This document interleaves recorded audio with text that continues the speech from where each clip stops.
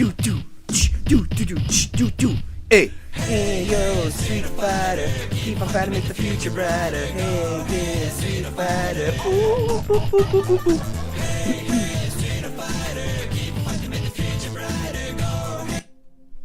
Anyway, what's up and good morning, everybody? It's currently 9:05 in the morning here in Austin, Texas, and here I am, your host of Artie's Clubhouse, Artie, the man himself. That's right. Good morning, ladies and gentlemen. Welcome all in one to Artie's Clubhouse. Today I will be reading 2 comic books because that's all I have to read today. Yay! So I hopefully you can enjoy some of the stories that I'm enjoying. Probably gonna have to catch you up on some of it, but it's okay.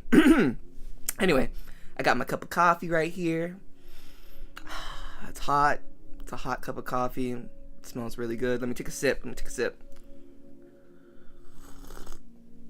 That is really hot. That is really hot. Okay. Yeah. Okay. So I'll probably play some Helldivers afterwards, but I wanted to start the morning listening to music and reading comic books because that's awesome.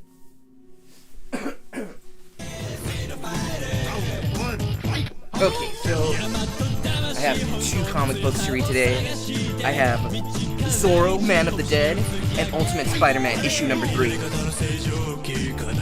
I'm gonna read Zorro, Man of the Dead, issue number 3. And don't worry, I'll try to catch you up on the story. Hopefully there's like a little thing, a summary that sums it up. There isn't. So I'll try to fill you in on the way. Hold up, my nose is all running.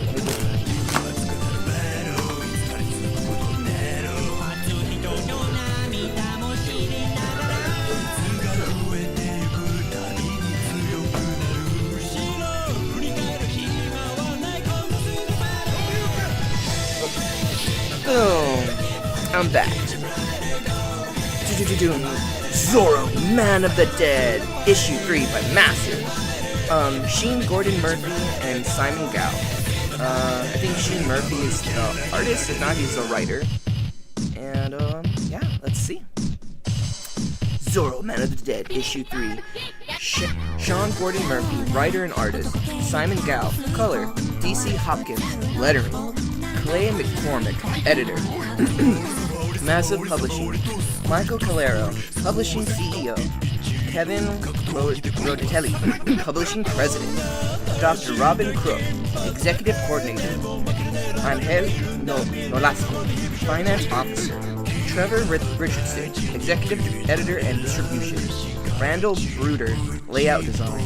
And Blake Northbot, consulting editor.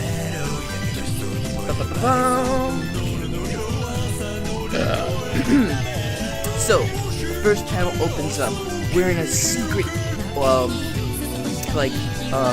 cave. Yeah, it's a cave cove that's a secret hideout of Zorro, and it's a secret location on the island right now. So, it opens up with that, and we see Zorro's secret lair, and there's like a bunch of training things, wooden ladders, old buildings made of like stone and stuff, very like old world Mexico looking, and it's actually very cool looking. So it opens up and we see an old man with a beard and an eye patch holding a cane and he's saying, La Vega's greatest treasure, kept secret for many generations, proof that the legend is real, Zorro's secret lair. Excellent, senor.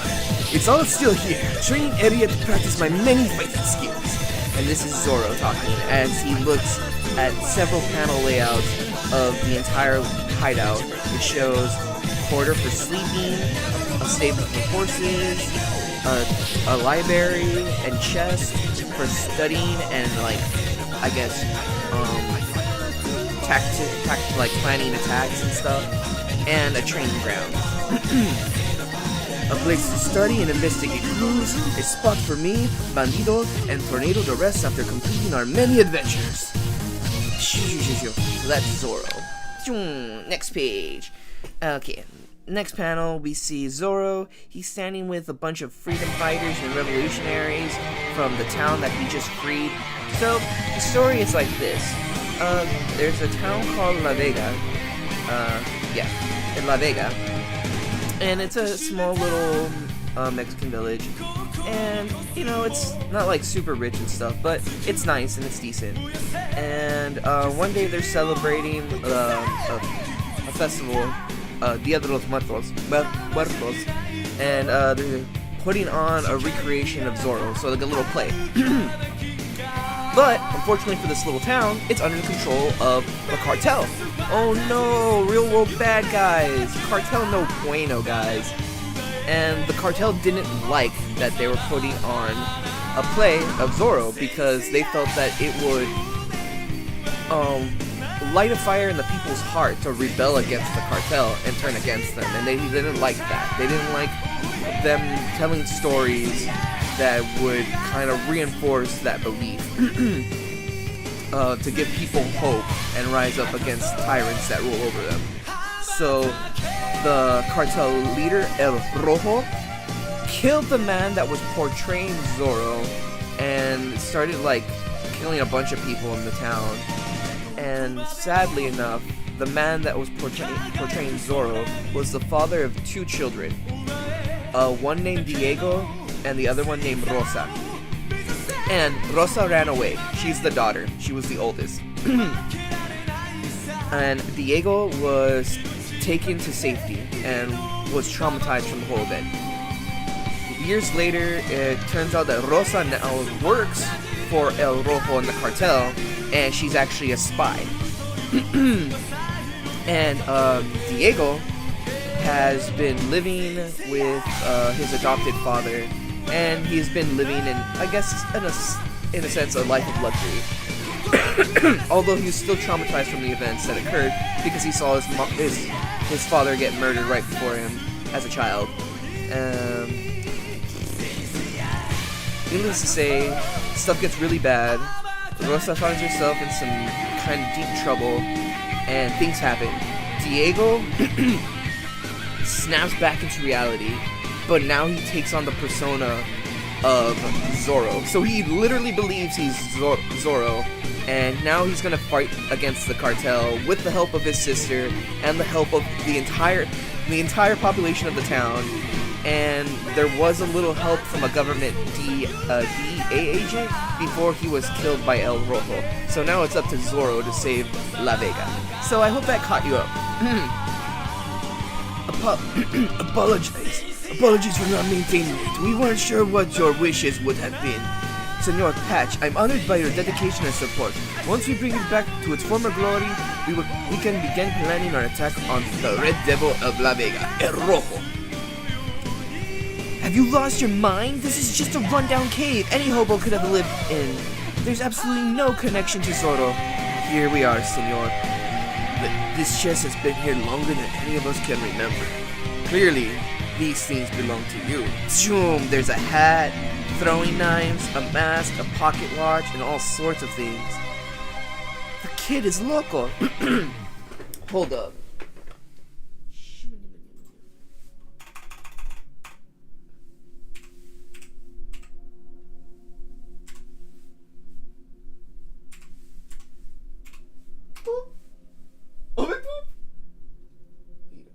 Oh, yeah.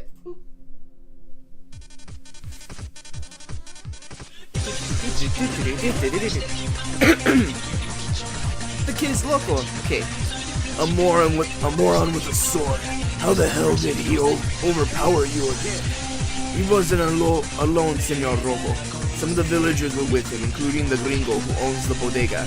He and the others came at us with a lot more than swords. Tomas? They didn't call him Tomas. They called him El Cementerio.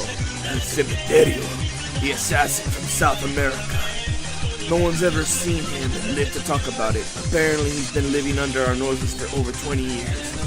If he and the others have been in La Vega all along, how were we able to take control without any resistance? I don't know, but he's clearly ready to put up resistance now. Reach out to the bosses, see what kind of backup they can send. One more thing, Senor Rojo. It's Rosa. I know why she turned on us. Diego Alejandro's son. He's her brother. So the entire time, I forgot explain this scene. This is El Rojo, and he's in his, I guess, his home, and he's being guarded by his cartel army, and he's practicing fencing with a very nice looking rapier, by the way. And he's talking to Trejo. That's the name of the other character, and he looks like Danny Trejo, just in case you're wondering. And right when Trejo tells him that Rosa is sister to Diego, and Diego is her brother, he stabs the rapier through a dummy's neck. Dun dun dun. So, pretty dramatic. Pretty cool. Hold up.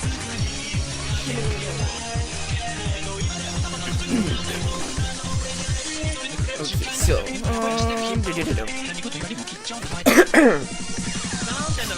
boogies. So this panel opens up. It's Rosa. She's sitting on a rock next to a nice little waterfall in the jungle. There's a crescent moon in the background along with forested area and more rocks. And she's smoking a cigarette. He's never going to get better if you and the others keep feeding into his delusions like this. You saw what was in that chest, and you still don't believe? So she's talking to El Cementerio. Okay, even if there was once some idiot in La Vega who thought he was Zoro, he's certainly not around anymore, and he's not reincarnated in my brother. Really, you're just taking a cigarette without asking? I figure you owe me. What are you talking about? For stealing my car. What? Before I owned the bodega, I used to own a junkyard. I mostly dealt in scrap metal, had lots of stuff laying around, old appliances, wrought iron, a bunch of broken cars, and an El Camino.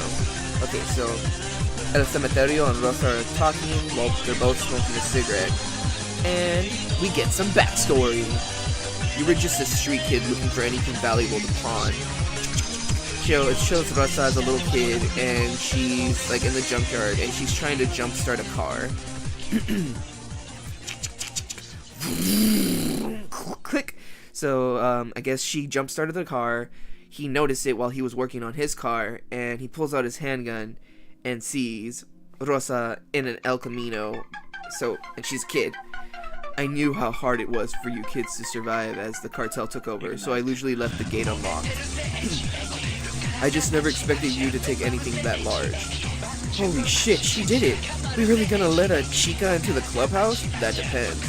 Okay, so that's what she had to do in order to get the trust of the cartel and join their ranks. She stole a car. She stole a car in a junkyard. Remember, it's a kind of small, poor Mexican village. There's not a lot to go around. It's kind of like, not a deserted area, but yeah, it's kind of more dirt than there is flora. So, next page. On Trejo. I didn't have a choice. Wait, what? Oh, okay, wait. That depends on Trejo. And then it goes to her. She's like, I didn't have a choice. Taking the car was part of my initiation. And that's how you eventually ended up working for Rojo. Well, I'm not the only one who let the cartel take over. Apparently you're some sort of guerrilla fighter. Where were you when everything started going south? Like you said, I'm just a gringo. The villagers were never going to rally behind an outsider. So you're just a white knight using my brother as your brown shield? La Vega is my home, señorita, and these people are my family. Diego's inspired them like I never could. So whatever help he needs, I'll provide, because I believe in him. There won't be a revolution. Once the sun rises, Diego and I will be leaving La Vega. Flick. She flicks her cigarette, whether he likes it or not. Okay, cool. So they had a serious talk. Mom, I'm scared. What's happening? Where's Father Valdez? Everyone out. You all know who I am, and you know what I'm capable of. But you don't seem to realize how lucky you have it in La Vega. The cartel isn't usually so kind to communities like yours, but I worked hard to maintain the valley's safety and stability because I believe this place is special. But it's not special because of some Mexican swashbuckler. It's special because we've all found a way to work together. But that arrangement will come to an end if you don't give him to me. So I'm only asking this one time. Where is he? So El Rojo went to the church where Father Valdez has a bunch of refugees because they took over the town. and he's threatening them to give up Zoro. Oh no. Okay. Who? You know who I'm talking about. He came to the church last night. Oh, you mean El Zoro? He is not Zoro. He's Diego Alejandro's crazy son. And if he, Rosa, and the others aren't brought to me by the end of the night, then I'll start cutting people down. No one? I find that hard to believe. But I guess that's what this cowardly village does best. Remain silent when you're scared. Yes, Senor Rojo. That is exactly what we do. And we've been doing it since the day you arrived, but this time, it's not working to your advantage. We might be scared, but we're not cowards. Well, I admired your newfound courage, and I know many of you are feeling the same way, hoping for a revolution, but that's not going to happen. Zoro's not real. He's not going to liberate La Vega. Esperanza, you know anything? Now's the time to speak up. Who is this? Esperanza lives with Rosa. I see. I can't guarantee her safety. Esperanza, but I can guarantee yours. I can't guarantee her safety, Esperanza, but I can guarantee yours, assuming you help us find her. If you're looking to avoid a revolt, Senor Rojo, then this might not be the best way. So, he was threatening Esperanza because she was Rosa's roommate, and he had the rapier to the side of her throat. And Trejo pushes it away because he's like, that's not the way to find out information from these people. Fine, but she's coming with us. Keep searching the village for them and burn down the church. Dun dun dun! El Rojo, you monster! He's gonna burn down the church.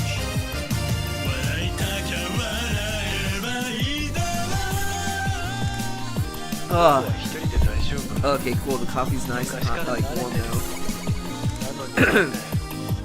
Next page, we get to a panel, and Zoro's doing some badass Batman acrobatics while throwing knives into training dummies and slashing off their heads with his rapier. Swoom!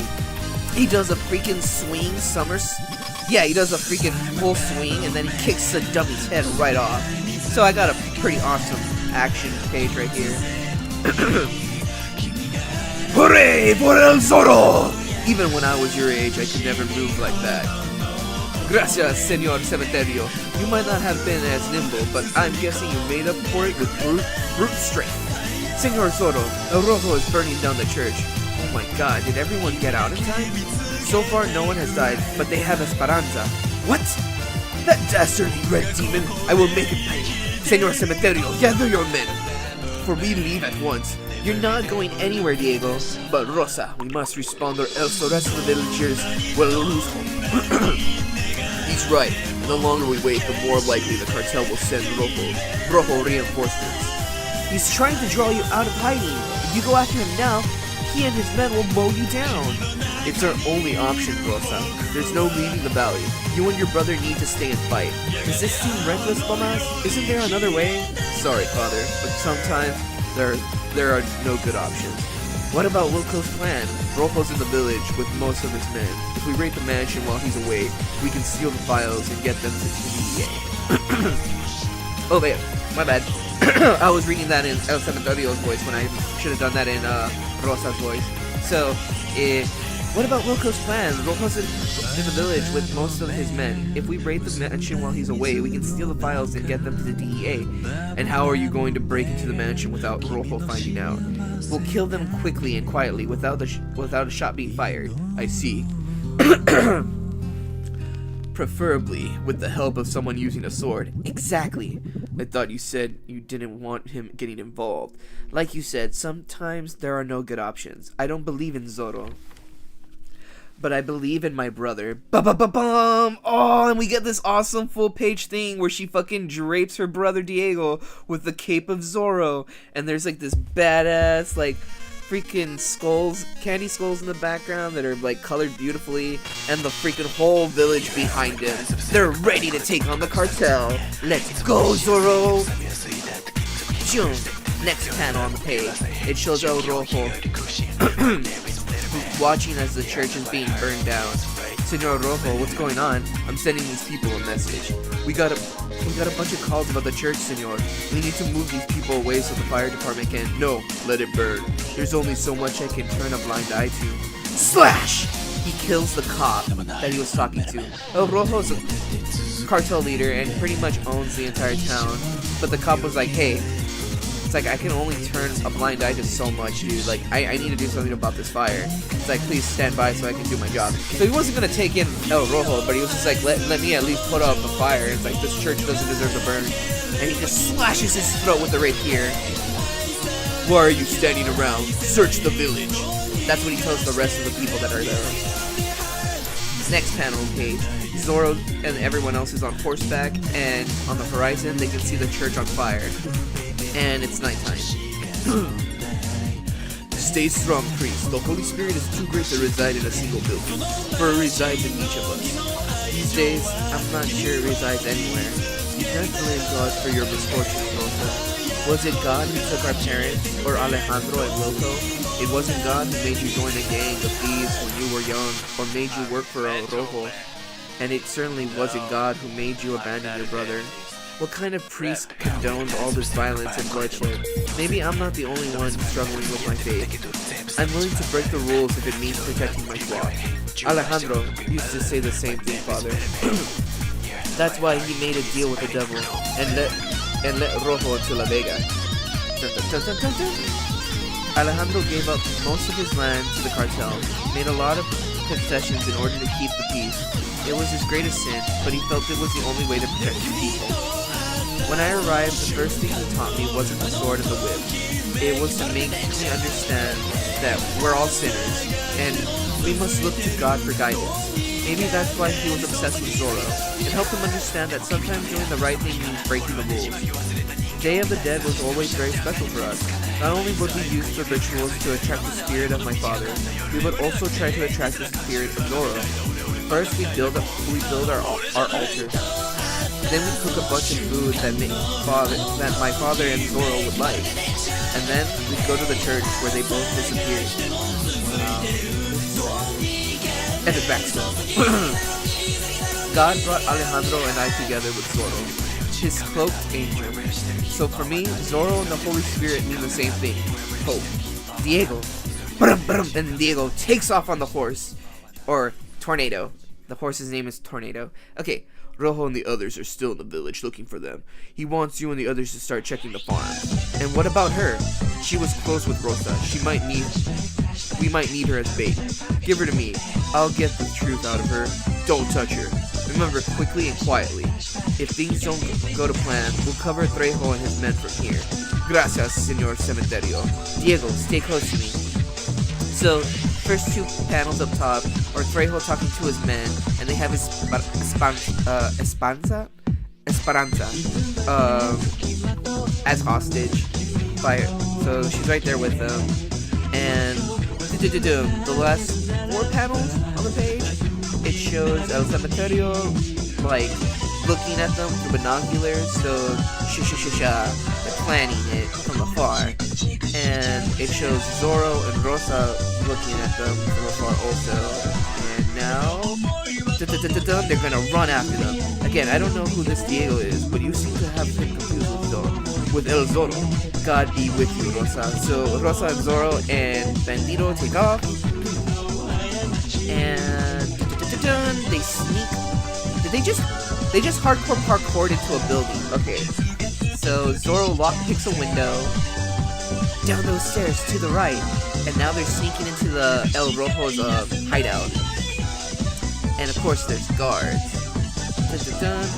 How long will this take? A few minutes. Rosa's hacking a computer. Trejo and the men are coming back into the hideout. Almost there. Rosa! Shwink! Zoro just stabs a dude through the head with his rapier, ending his life instantly.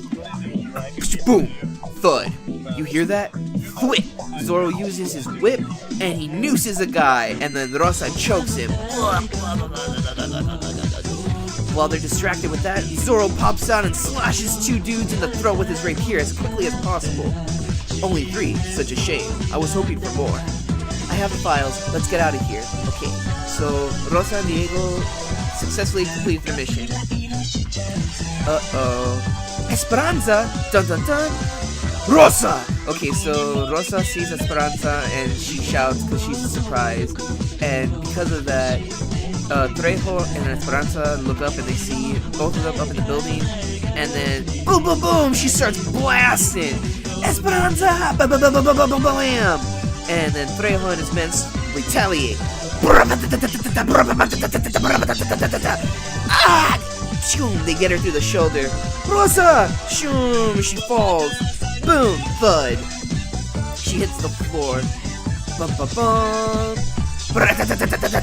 El Cementerio and the villager revolutionaries open fire on Trejo's men in his truck. Blam, blam, blam, blam. She has nothing to do with this, Trejo. Oh wow, she survived the fall.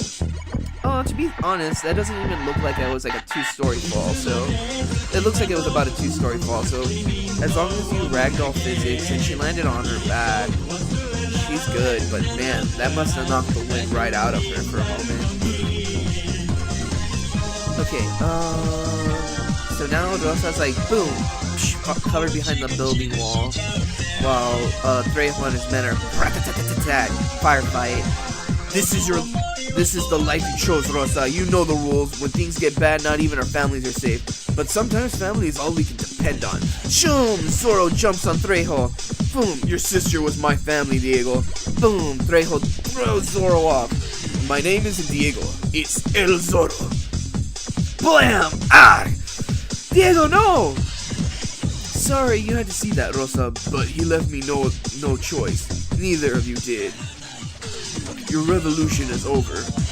La Vega belongs to El Rojo. Dun dun dun dun dun dun. So he shot Zoro in the shoulder, and he's bleeding, and now he has him by the mask, and he puts his head up to a car, and he has a handgun pointed to his head. Dun dun dun. Look for issue number 4 next month. Zoro, Man of the Dead. Dun dun dun. So no, it's terrible. They left off on an epic cliffhanger. So they succeeded, but then they got caught. So we'll have to find out next month what happened. Zoro TV series now available on Sequoia Studios. There's a Zoro TV series. Anyway, that was a good issue. That was real exciting. Okay, so go ahead and put this away.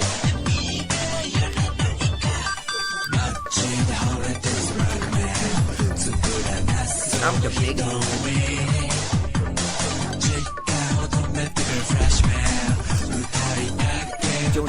Okay, so Ultimate Spider-Man issue 3. Are you ready? Are you ready? Are you ready? I'm ready. Ultimate Spider-Man.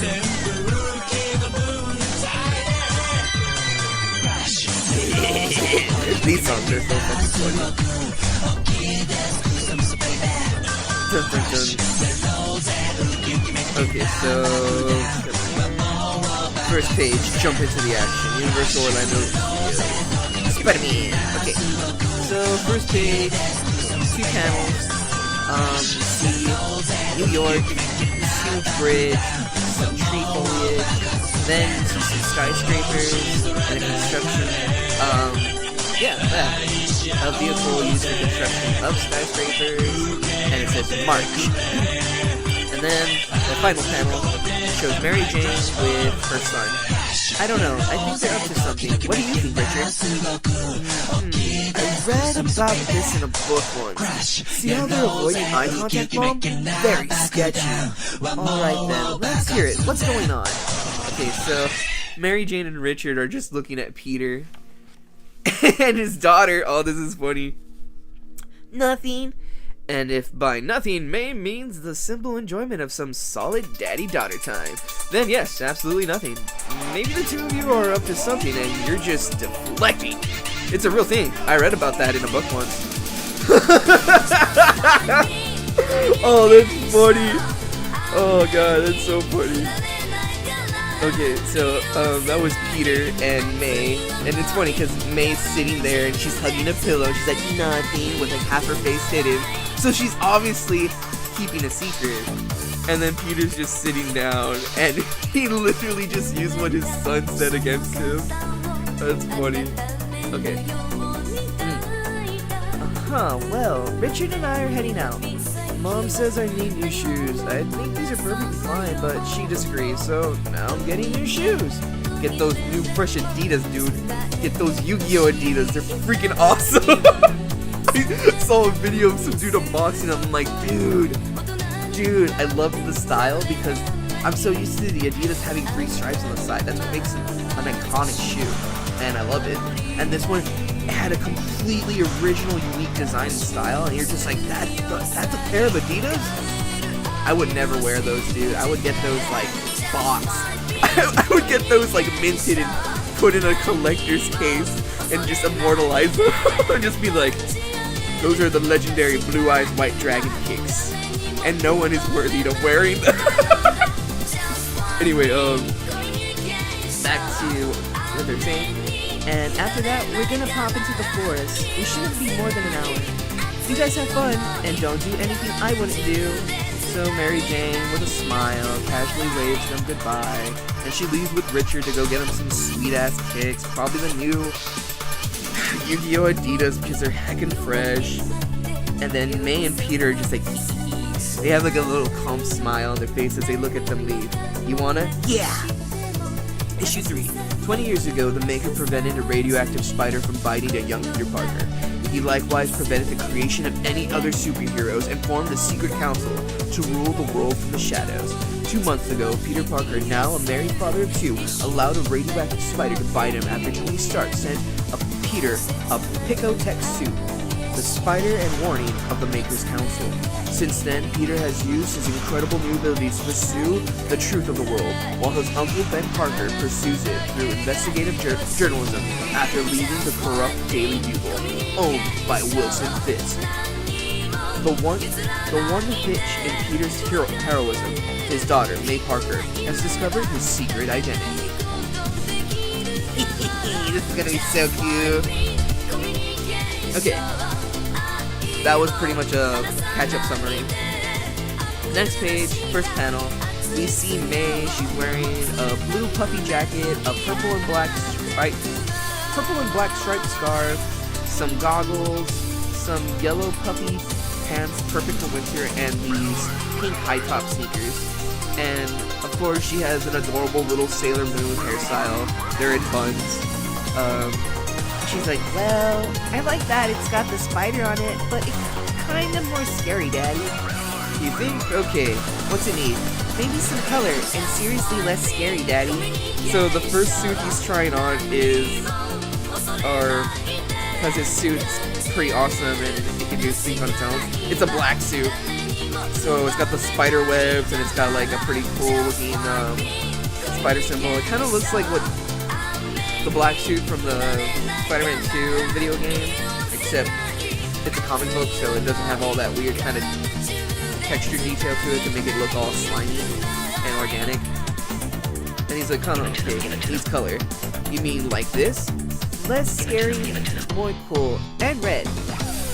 Okay, so the next one, he does a take on Scarlet Spider, so it's all black and an all-black bodysuit with a red hoodie with a white spider symbol, the belt, and the gauntlets. Okay, you mean like this. Less scary, more cool. Well, I do like the red, but it's not cool, Dad. At all. You're so old. And red? Okay. Now he tries on a different suit. Oh yeah. Would an old man wear this? I cannot. Maybe some blue and bring back the webs. So now he tries a different suit, and to be honest, I can't really tell what kind of design it is. It kind of reminds me of the Big Time suit, but it's like a nice dark red with like an orange gold spider symbol logo that actually goes down to the legs, but it has none of the web design. So like this. No, Dad, not all blue, more like... So now he tries something that looks like Superior Spider-Man suit, but it's black and blue with the webs. And it looks kind of Fantastic Four colors, to be honest. So now his daughter's like, so you like it? Oh, I like it. Want to take it out for a spin? So now they've figured out a costume color, and it's the classic OG Spider-Man. Oh yeah, red, blue, black spider. You can't beat the classic, dude. It's iconic for a reason. I mean, that color combo, and all you have to do is change whether the material has texture to it to modernize it, and the eye shape and the spider shape on the front and back.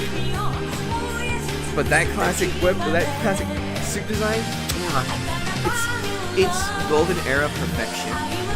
Woo! So May's riding on Peter's back while he's swinging through the city, and hilariously enough, he's using webs to harness her to his back, so she has like, that way she's more attached to him. But that's hilarious. So she's pretty much piggyback riding Peter while they swing through the city. Ben and Jonah's new office, but they still don't have a name. This place is a dump.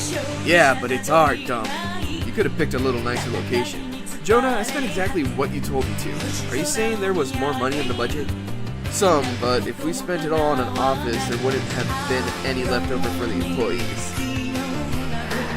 We don't have any employees. We don't have any employees? And that, my friend, is how you control expenses. Still, yeah, we got an office. Wow, this is not great. Parker. Hey, Peter, what brings you by? Thought I'd come by and check out the new HQ. Also, MJ sent this to liven up the place. And boy, can she pick 'em or what? Just look at what it does to the room. It's like a whole new dump. Both of you do know you have to fix this place up if you want someone to work here, right? So, he brings in a little bonsai tree. And oh, the place is a dump. I'm not gonna lie, it's modern looking, but it's a dump. It just needs to be cleaned up though. Nothing a little bit old-fashioned elbow grease and hard work can't fix. So, we might have left a little in the budget. I'd use it heavy now. Oh wait, I'd use it. Hey, now that looks interesting. Okay, so what does Peter see? What is this? Well, it's a map, Peter. Not really sure if we can say more than that right now, considering your current affiliations and place of employment. Oh, it's like that. I'm afraid so, son. These are delicate times for our fledgling venture. Have you seen how terrible our office is? I suppose if there was a quid pro quo situation, we might be able to crack the door open a little. How can I help? Has there been any chatter at the Bugle about a guy wearing a green suit waging a personal war on the Fisk organization? Yeah, actually, the guy's already blown up a bunch of stuff. Robbie's taken to calling him the Green Goblin. Scary. He thinks there's a story there, but the higher-ups keep shutting him down. Instead, they're pushing stories about the guy in the black suit, which I get. He's extremely photogenic, and to me, seems to be a much more compelling and, dare I say, charming character. A real man of the people. Ben and Jonah look at him and like, you serious, boy? Just an opinion. Right, well, anyway, take a closer look at this. And they're all owned by Fisk. Each one of these pins is a location the Goblin colors hit. Okay, well, that explains the Bugle's behavior, but what's the story with Fisk and the green guy? Classic good guy, bad guy situation? Or bad guy, good guy? Or bad guy, bad guy after all. This is the world, gentlemen, not a fairy tale. And I think it would benefit us greatly not to jump to any conclusions, so maybe we should find out more. So Jonah and Ben have like what you would call a detective board, and they're pretty much linking all of the attacks that Green Goblin has made to things that are all linked to Fisk. So this guy is attacking Fisk like in multiple areas, but they don't know why. But they've put that much together. And they're not sure whether he's a good guy or a bad guy because he's kind of going about it in a very violent and destructive way. So they kind of think of it as a bad guy versus bad guy take right now. So we'll find out. Peter's just looking at it with like, damn, because his uncle and Jonah J. Jameson already put all that together just from what they've been hearing, just from good old-fashioned detective gumshoe work. Detective work. Venom #1, Separation Anxiety, the King in Black versus the King in Purple. Wait, who's the King in Purple? Eddie Brock ain't the only Venom in town. What? There's another Venom? Okay. Next page. Spider-Man. Stakeout time. Always wanted to do one of these. Not exactly sure how, but I can figure it out. All I know is that on TV, these guys kind of just sit there for a bit and then the bad guy shows up. How long could this take? And it shows Spider-Man. He's like, boom, crouched up on like a rooftop, and he's like, boom, looking over the city. And then the next panel shows him with a web hammock and he's eating donuts. Now I understand why these guys are always eating while they wait. There's nothing else to do. Watch, eat, wait, watch, eat, wait. It's been 2 days. I really wish something would happen. Now it's raining and he has like a little web tent protecting him. I hate this. So he's doing a stakeout, and hilariously enough, the city's pretty peaceful, so I guess he's just waiting for the Green Goblin or something to happen. That's it! I quit. This was a terrible idea. Nothing's going to happen. I'm an idiot. Ben's an idiot. Jonah's definitely an idiot. I'm going home. Alright, wait a minute. Bingo! Da-da-da-da-da! Green Goblin Bomb. Look at you, methodically going after Mr. Fisk, den to den, pretending to be a predator. What? Who's he fighting against? Shows Green Goblin, and he's pretty cool in this badass Iron Man looking battle armor, and this cool glider, and he's got his little bombs, and he's trying to blow up some dude, and it's Bullseye! Okay, so, but you strike me as someone who's never once in his life actually hunted, because you didn't recognize a trap, even when it was right in front of you. Shink! Boom! Ha! Bullseye! Dun-dun-dun! Green Goblin. So Bullseye uses a card, and I'm guessing they're kind of like made of metal or something. If you use them as throwing shurikens, he hits Green Goblin's bomb while it's in his hand, blows up, knocking him off his glider, thus crashing onto a rooftop and destroying some kind of structure. Who are you? A killer loose in the world, an actual predator in the world. That's funny. Seems to me you're more like a pet on a leash, doing Fisk's bidding while your owner's safe. You think I work for Fisk? Fisk is a prop, a puppet, like you and everyone else. So, Bullseye's doing Gambit-like stuff with his cards, gets Green Goblin in like several armor platings that are protecting his ribs. No, I work for the real masters of the world, the real power. I'm paid by the invisible hand to strike down those who forget their station, and I'm very good at it. Whoa, is Bullseye... What? I know it's Bullseye because he has the bullseye on his forehead, but he's wearing like this whole bodysuit, and it's kind of cool. Very lightweight looking though. But if I'm being honest with you, I'd do it for free. Now boys, flip! If you can't play nice, maybe you shouldn't play at all. Well, I guess it's my lucky day. I get to eliminate 2 problems at once, and after that, I get to go home, which is good. Cause I hate this place. Showing so Bullseye throws like freaking cards at Spider-Man, but Spider-Man's so cool, freaking dodges. Well, you're gonna need to have better aim than that, buddy. I wasn't aiming at you. Oh boy. He got the structure behind Spider-Man, which was like the operating crane that's used to build skyscrapers.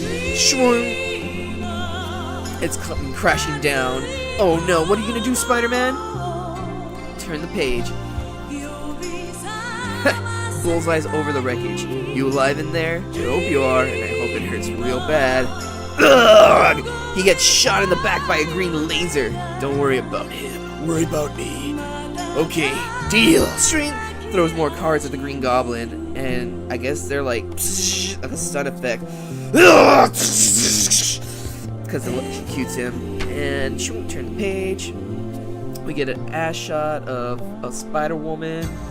And I'll tell you to make your peace. I'll tell you to make your peace, but that ain't how this is gonna go. You know, it's a real shame. What? A predator like you not recognizing a trap even though you walked right into it. Huh? Ooh, Green Goblin got him. Boom! Spider-Man! Boom! From the rubble appears like a freaking lightning bolt and takes out Bullseye with one punch. You okay? Yeah, I think so. Thanks for the helping hand. Wasn't expecting to need it, but I certainly did. So Spider-Man's talking to the Green Goblin now, and Bullseye is just on the ground. I can't believe Spider-Man took him out with one punch. Who exactly is this guy? I don't know that yet. So should I call the police or something? I don't really know what to do next. I haven't actually caught anyone before. Fisk owns a large part of the police, and as far as I can tell, this guy's somehow more connected than Fisk. So I don't think calling police will help.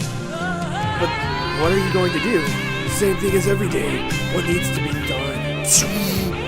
So Green Goblin, like, pretty much apprehends Bullseye, puts some kind of high-tech, like, handcuffs on him, and his glider just carries him off like a carrier pigeon. A place for everything and everything in its place. So that's an interesting suit you got there. I bet some people think it's very cool. That's because it is cool. Venom number 3, what if? Be that as it may, instead of cool, others might call it something else. Proprietary. Click. What? Suit pairing enabled? What was that? Did you hear that? Connecting. Connected, authenticated, and pairing. Suit deactivating. What? No!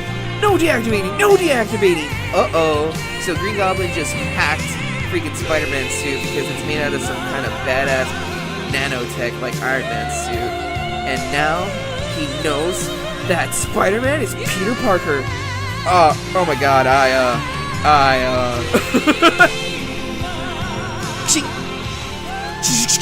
Green Goblin pushes a button on his mask, retracting it back into its suit. Hi, I'm Harry. Peter. Well, Peter, I don't know if you noticed or not, but the world is a strange and dangerous place these days.